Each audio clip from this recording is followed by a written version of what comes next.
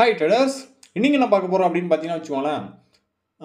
போன வீக் எடுத்த ட்ரேடோட எக்ஸ்ப்ளனேஷன் பார்க்கலாம், சரிங்களா?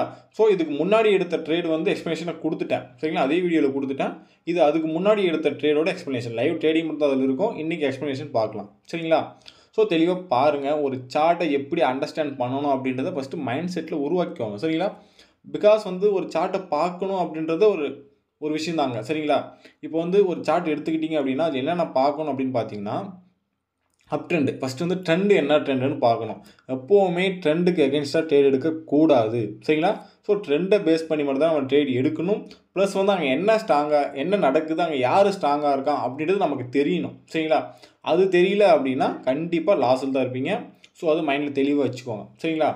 ஓகே, இப்போ இங்கே பாருங்கள், இதில் வந்து இங்கேருந்து வந்து அப் ட்ரெண்டில் வந்திருக்கான், சரிங்களா? ஓகே, அப் ட்ரெண்டில் வந்தாலும் இந்த லெவல் பாருங்கள் கரெக்டாக, இது வந்து ஒரு ட்ராப் பண்ணுறேன் பாருங்கள், இங்கே போயிருக்கான், திருப்பி இங்கே வந்து, ஸோ இது வந்து ஒரு டபுள் டாப் பேட்டர்ன், சரிங்களா? ஸோ டபுள் டாப் பேட்டர்ன் யாரோ ஃபாலோ பண்ணுவாங்க உங்களுக்கு தெளிவாக தெரியும், செல்லர் ஃபாலோ பண்ணுவான். ஆனால் கீழேருந்து வந்தது பையர், இங்கே பேட்டர்ன் ஃபாலோ பண்ணது செல்லர், சரிங்களா? ஓகே, செல்லர் பேட்டர்ன் ஃபாலோ பண்ணிட்டான். அதே லெவலில் திரும்ப இந்த ஒரு பாயிண்ட்டை வச்சு மட்டும் தான் ட்ரேட் எடுத்தனா அப்படின்னு கேட்டிங்கன்னா கிடையாது, அது ஒரு கன்ஃபர்மேஷன், சரிங்களா? ஸோ இங்கே டபுள் டாப் பேட்டர்ன் ஃபாலோ பண்ணியிருக்கான், அங்கே செல்லர் இருக்கான் அப்படின்றது தெரியும், சரிங்களா? ஸோ அந்த செல்லர் ஸ்ட்ராங்காக இருக்கானா அப்படின்னு எப்படி பார்க்குறது அப்படின்னு பார்த்தீங்கன்னா, இங்கே பாருங்கள், இங்கே வந்து டபுள் டாப் பேட்டர்ன், சரிங்களா? பிகாஸ் இங்கே என்ன நடந்திருக்கு அப்படின்னு பார்த்தீங்கன்னா, இந்த லெவலில் செல்லர் என்ட்ரி ஆகிருக்கான், என்ட்ரி ஆனதுனால தான் அது டபுள் டாப் பேட்டர்னாக ஃபாலோ ஆகிருக்கு. அது ஒரு லெவல், சரிங்களா? ஸோ அது ஒரு ரெசிஸ்டன்ட் லெவல். அந்த ரெசிஸ்டன்ட் லெவல்லேருந்து செல்லர் எப்படி வந்திருக்கான் அப்படின்னு பார்த்தீங்கன்னா, இங்கே பாருங்கள் எவ்வளோ ஸ்ட்ராங்காக வந்திருக்கான் பாருங்கள். எத்தனை கேண்டில் ஃபாலோ பண்ணியிருக்கான் அப்படின்னு பார்த்தீங்கன்னா, ஒரு 8 கேண்டில் ஃபாலோ பண்ணியிருக்கான். ஸோ வந்து அந்த செல்லர் ஸ்ட்ராங்காக இருக்கான், அந்த லெவலில் செல்லர் ஸ்ட்ராங்காக இருக்கான். ஸோ திரும்ப பாருங்கள், இது வரையும் வந்திருக்கான் செல்லர், இது வரையும் வந்திருக்கான். ஸோ செல்லர் ஸ்ட்ராங்காக இருக்கான் அந்த லெவலில், சரிங்களா? அதே மாதிரி இங்கே இன்னொரு இதில் பாருங்கள், ஒரு ஸ்ட்ராங் கேண்டில், திரும்பவும் செல்லர் ஸ்ட்ராங்காக தான் வந்திருக்கான், சரிங்களா? இங்கே 3 கேண்டில் தான் வந்திருக்கான், ஆனால் இவனை ரீச் பண்ணிட்டான். ஸோ இந்த இடத்துலையும் செல்லர் ஸ்ட்ராங்காக தான் இருக்கான். ஸோ 2 இடத்துலையும் செல்லர் ஸ்ட்ராங்காக இருக்கிறதுனால இங்கே பேட்டர்ன் ஃபாலோ பண்ணியிருக்கான், சரிங்களா? ஸோ அந்த பேட்டர்ன் ஃபாலோ பண்ணது யார் அப்படின்னு பார்த்தீங்கன்னா செல்லர், சரிங்களா? சிம்பிளாக சொல்கிறேன் பாருங்கள், இருங்க எரேஸ் பண்ணிக்கிறேன்.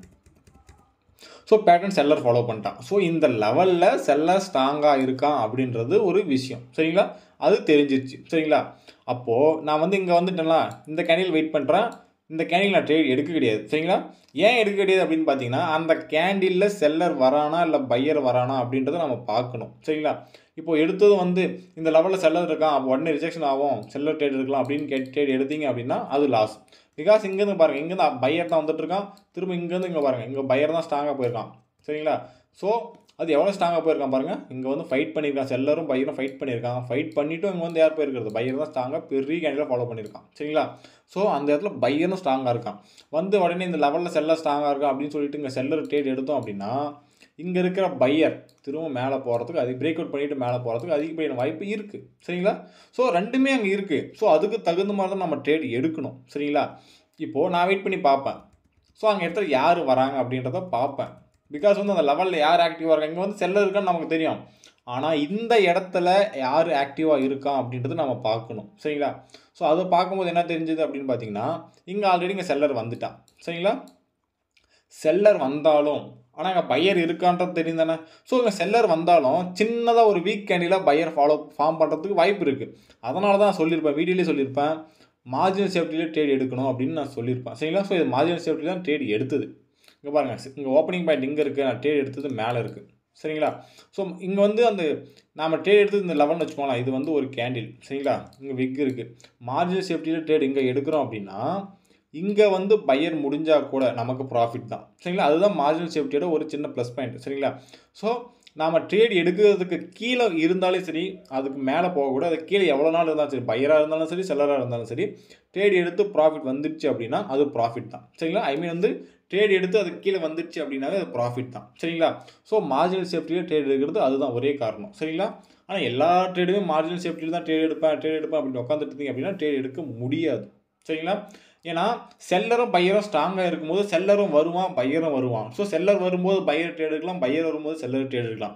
ஆனால் அதே இடத்துல செல்லர் ஸ்ட்ராங்காக இருக்கும்போது செல்லர் மட்டும்தான் வருவான். அந்த இடத்துல நீங்கள் பையர் வருவான்னு உட்காந்துட்டு பார்த்துட்டு இருந்தீங்க அப்படின்னா பையர் வரமாட்டான், நீங்கள் ட்ரேட் எடுக்க மாட்டீங்க, சரிங்களா? உங்களோட ப்ரெடிக்ஷன் கரெக்டாக இருக்கும், செல்லர் வருவான்றது தெரியும். ஆனால் மார்ஜினல் சேஃப்டியில் வெயிட் பண்ணி ட்ரேட் எடுக்காமல் போயிடுவீங்க. அப்போ விட்டுருங்க சரிங்களா. பிகாஸ் வந்து ட்ரேட் எடுத்து லாஸ் ஆகிறத விட ட்ரேட் எடுக்காமல் இருக்கிறது பெட்டர். ஆனால் உங்களுக்கு கன்ஃபார்ம் தெரியும் அந்த இடத்துல செல்லர் ஸ்ட்ராங்காக இருக்கும் அப்படின்ட்டு. ஆனால் மார்ஜினல் சேஃப்டி வெயிட் பண்ணி ட்ரேட் அவாய்ட் பண்ணிடுவீங்க, விட்டுருவீங்க சரிங்களா. ஸோ அது கரெக்டாக பார்த்துக்கோங்க, எந்த இடத்துல ட்ரேட் எடுக்கணும் அப்படின்றது ஒரு விஷயம் இருக்குது சரிங்களா. ஸோ இங்கே பார்த்துட்டு இங்கே பாருங்கள், பையர் இன்ட்ரெஸ்ட் இதோடு இருக்குது. ஆனால் இந்த லெவலில் வந்து செல்லர் தான் ஸ்ட்ராங் ஆகும், ரிஜெக்ஷன் விட்டு செல்லர் வந்துட்டான் சரிங்களா. ஸோ செல்லர் வந்ததுனால இந்த பையர் திரும்ப சின்ன கேண்டில் ஃபார்ம் பண்ணுவோம் அப்படின்னு சொல்லிட்டு மார்ஜின் சேஃப்டியில் ட்ரேட் எடுத்தேன். செல்லர் தான் ஸ்ட்ராங்காக இருக்கான், இந்த லெவலில் செல்லர் தான் ஸ்ட்ராங்காக இருக்கான். இங்கே இருக்கிற பையரை விட செல்லர் ஸ்ட்ராங்காக இருக்கான் சரிங்களா. சிம்பிள் தாங்க, என்ன சொல்கிறேன் அப்படின்றத தெளிவாக பார்த்துக்கோங்க சரிங்களா. இன்னொரு சில விஷயமெல்லாம் கேன்சி சைக்காலஜி வச்சு சொல்லணும் அப்படின்னா இன்னும் டீப்பாக எக்ஸ்பிளைன் பண்ணுறதா இருக்கும். சிம்பிளாக தெரிஞ்சுக்கோங்க, ஒரு சார்ட்டில் என்ன நடக்குதுன்னு புரிஞ்சுக்கோங்க சரிங்களா. புரியாமல் ட்ரேட் எடுக்க முடியாது சரிங்களா. ஸோ இதுதான் விஷயம், தெளிவாக தெரிஞ்சுக்கோங்க. இப்போது இந்த சார்ட் எடுத்துக்கோங்க, சிம்பிளாக சொல்கிறேன் பாருங்கள். ஒரு டபுள் டாப் பேட்டர்ன் ஃபாலோ பண்ணியிருக்கோம், அந்த பேட்டர்ன் ஃபாலோ பண்ணது யார் அப்படின்னு பார்த்தீங்கன்னா செல்லர் சரிங்களா. அந்த லெவலில் யார் ஸ்ட்ராங்காக இருக்கா, செல்லர் ஸ்ட்ராங்காக இருக்கான். அதே மாதிரி டபுள் டாப் பேட்டர்ன் ஃபாலோ பண்ணுற இடத்துல எல்லாமே செல்லர் ஸ்ட்ராங்காக இருப்பானா அப்படின்னு கேட்டிங்கன்னா அது கிடையாது சரிங்களா. இந்த டபுள் டாப் பேட்டர்னில் செல்லர் ஸ்ட்ராங்காக இருக்கான், இங்கே செல்லர் ஸ்ட்ராங்காக இருக்கான் சரிங்களா. அதுவே டபுள் டாப் பேட்டர்ன் எல்லாத்துலேயும் வந்து அடுத்து வந்து இங்கேருந்து இங்கே செல்லர் சிம்பிளாக வந்துட்டு அடுத்து பையர் ஸ்ட்ராங்காக வரதுக்கு வாய்ப்பு இருக்குது சரிங்களா. ஸோ எல்லாமே நம்ம பார்க்கக்கூடிய சார்ட்டை பொறுத்து தானே தவிர முன்னாடி இப்படி தான் அப்படின்றது கிடையாது சரிங்களா. ஸோ நம்ம ஒரு சார்ட்டை எடுத்து பார்க்குறோம் அப்படின்னா அதுக்கு உண்டான நாலேஜ், அதில் என்ன இருக்குது, அதில் யார் ஸ்ட்ராங்காக இருக்கான், அதில் யார் வீக்காக இருக்கான், எங்கே ட்ரேட் எடுக்கணும், எப்படி ட்ரேட் எடுக்கணும், இது நமக்கு தெரியணும் சரிங்களா. ஸோ சிம்பிளாக தெரிஞ்சுக்கோங்க, சார்ட்டை புரிஞ்சுக்கோங்க சரிங்களா. ஸோ எதுவுமே தெரியல, ப்ராப்பராக லேர்ன் பண்ணணும் அப்படின்றவங்க டிஸ்கிரிப்ஷன் லிங்க் இருக்குது, கான்டாக்ட் பண்ணுங்கள், ப்ராப்பராக லேர்ன் பண்ணிக்கோங்க. ப்ராக்டிஸ் பண்ணணும், எனக்கு வந்து நியூஸ் டைம்லாம் கரெக்டாக பார்க்கணும் அப்படின்னா டிஸ்கிரிப்ஷன் குரூப் இருக்குது, ஜாயின் பண்ணிக்கோங்க. ஸோ ப்ராப்பராக லேர்ன் பண்ணுங்கள், லாஸ் பண்ணாதீங்க சரிங்களா. ஓகே, அடுத்த ட்ரேடோட எக்ஸ்ப்ளனேஷன் பார்க்கலாம். ஸோ நான் ஓவர் டீப்பாலாம் சொல்லலை, சிம்பிளாக சொல்கிறேன் உங்களுக்கு புரிகிற மாதிரி சரிங்களா.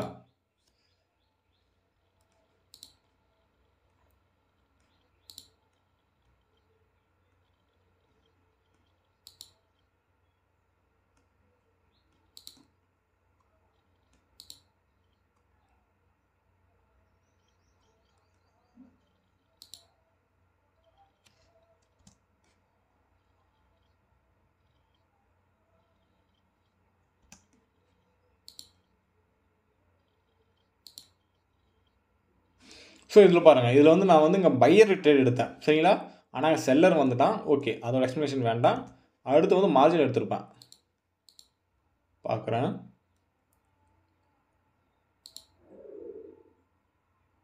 ஓகே,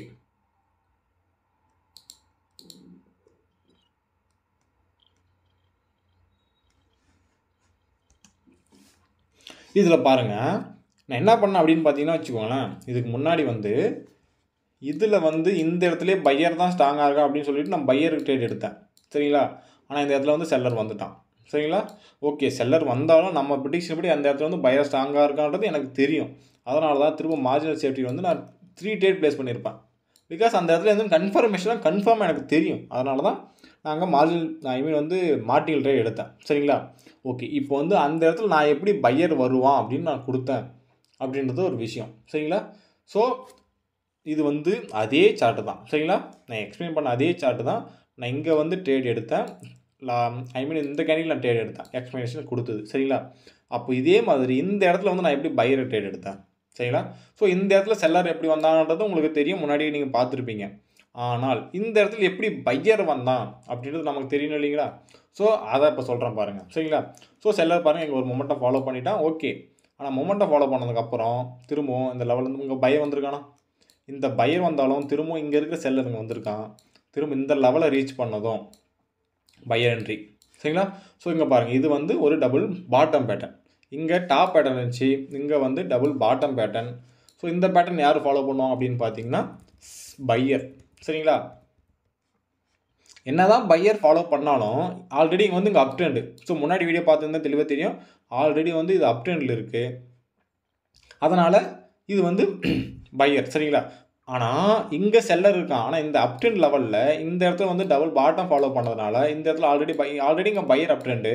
ஸோ இது வந்து இங்கேயும் பையர் இருக்கான். ஸோ அதே மாதிரி பையர் இருக்கிறதுனால ஸோ இந்த லெவலில் பிரேக் அவுட் பண்ணிவிட்டு மேலே போவான், பையர் ஸ்ட்ராங்காக இருக்கான் அப்படின்னு சொல்லிட்டு தான் இங்கே பையர் ட்ரேட் எடுத்தேன்.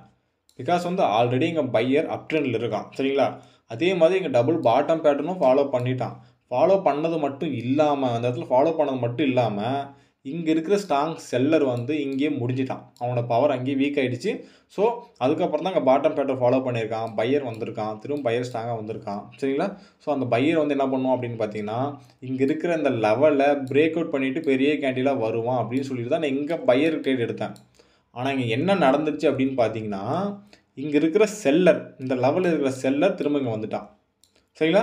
அப்படியே அங்கே செல்லர் வந்தாலும் இதுலேயும் ஸ்ட்ராங் யார் இருக்கிறதுன்னு கேட்டிங்கன்னா பையர் தான் இருக்கான். ஸோ ஆல்ரெடி இங்கே பையர் ஸ்ட்ராங்காக இருக்கான். பையர் ரிஜெக்ஷன் அதிகமாக இருக்குது. அதனால் வந்து செல்லர் இன்ட்ரெஸ்ட்டை விட பையர் ரிஜெக்ஷன் அதிகமாக இருக்குது. சரிங்களா? ஸோ திரும்பவும் பையர் தான் வருவான். 100% திரும்பவும் பையர் வந்து இந்த லெவலில் பிரேக் அவுட் பண்ணுவான் அப்படின்னு சொல்லி தான் நாங்கள் ட்ரேட் எடுத்ததுக்கு காரணமே. சரிங்களா? அதே மாதிரி தான் அடுத்த கேள்வி என்ன ஆச்சு அப்படின்னு பார்த்தீங்கன்னா, இங்கே பாருங்கள். இது முன்னாடி வீடியோ நீங்கள் ட்ரேட் வீடியோ பார்க்கல அப்படின்னா போய் டிஸ்கிரிப்ஷனில் லிங்க் இருக்குது பாருங்கள். ட்ரேட் வீடியோ அப்படின்னு கொடுத்துருப்பேன் பாருங்கள். சரிங்களா? ட்ரேட் எப்படி எடுத்தேன் அப்படின்னு பார்த்துட்டு வந்து வீடியோவை பாருங்கள். பிகாஸ் வந்து என்னென்ன அப்படின்னு பார்த்தீங்கன்னா, நீங்கள் ட்ரேடிங் வீடியோ பார்க்கும்போது உங்களுக்கு ஒரு நாலேஜ் இருந்துச்சு அப்படின்னா, அது ஏன் வருது எதுக்கு வருதுன்னு நீங்கள் ப்ரெடிக்ட் பண்ணுங்கள். அதுக்கப்புறம் வந்து இந்த வீடியோவை பாருங்கள். அப்போ உங்களுக்கு தெளிவாக புரியும். நீங்கள் என்ன தப்பு பண்ணீங்க, நான் என்ன சொல்கிறேன், நீங்கள் என்ன விட்டுட்டீங்க, நான் சொல்கிறத விட உங்களுக்கு என்ன தெரியுது அப்படின்றத பாருங்கள். சரிங்களா? ஸோ அடுத்துங்க பாருங்கள். லெவலில் பிரேக் அவுட் பண்ணிட்டானா, இந்த லெவலில் பிரேக் அவுட் பண்ணுவான்ட்டு நான் இங்கேயே எக்ஸ்பெக்ட் பண்ணேன். ஆனால் அடுத்த கேண்டில் தான் வந்தான். இங்கே இருக்கிற செல்லர் இங்கே வந்துட்டான். சரிங்களா? ஸோ ட்ரேடிங்கை பொறுத்த வரைக்கும் லாஸ் காமன். நம்ம ப்ரெடிக்ட் பண்ணுறது 100% வரும் வரும் வரும் அப்படின்னு சொல்லிட்டு உட்காந்துட்டு இருந்தீங்க அப்படின்னா வராது. சரிங்களா? ஸோ ட்ரேடிங்கை பொறுத்த வரைக்கும் சார்ட்டில் ப்ரெடிக்ட் பண்ணுறதை பொறுத்த வரைக்கும் எல்லாமே 80% தான். சரிங்களா? ஸோ 100% எதுவுமே கிடையாது. நாம் ட்ரேட் எடுக்கிறது ப்ராஃபிட் வருதோ இல்லையோ, ஆனால் நம்ம ப்ரெடிக்ட் பண்ணுறது கரெக்டாக இருக்கணும். சரிங்களா? ஸோ நம்ம ப்ரெடிக்ட் பண்ணுறது கரெக்டாக இருந்துச்சு அப்படின்னா ட்ரேட் ப்ராஃபிட் வரும். சரிங்களா? ஸோ நம்ம ப்ரெடிக்ட் பண்ணுறது தப்பாக இருக்குது அப்படின்னா அந்த இடத்துல வந்து மாற்றி ஸ்ட்ராங்காக இருக்கான். ஸோ அதுக்கப்புறம் அவன் வருவான் அப்படின்றது ஒரு சின்ன கன்ஃபர்மேஷன். சரிங்களா? ஆனால் ட்ரேடை பொறுத்த வரைக்கும் ஒரு சார்ட் எடுத்து பார்க்கும்போது நம்ம அனலைஸ் பண்ணுற விதத்தில் தான் நம்ம ட்ரேட் எடுக்க முடியும். சரிங்களா? எல்லாத்தையும் உட்காந்துட்டு எல்லா பேட்டர்னும் பார்த்துட்டு உட்காந்துட்டு இருந்தோம் அப்படின்னா 100% லாஸில் தான் இருப்பீங்க. எல்லாமே தெரிஞ்சுக்கணும். எது வருது, அங்கே இடத்துல எவன் இருக்கான் அப்படின்றத தெளிவாக புரிஞ்சுக்கணும். ஒரு சார்ட்டை பொறுத்த வரைக்கும் புரிஞ்சுக்கிட்டு ட்ரேட் எடுத்தால் மட்டும்தான் முடியும், இல்லைனா முடியாது. சரிங்களா? ஸோ உங்களுக்கு தெளிவாக புரிஞ்சிருக்கும் அப்படின்னு நினைக்கிறேன். ஸோ சிம்பிள் தான் பாருங்கள்.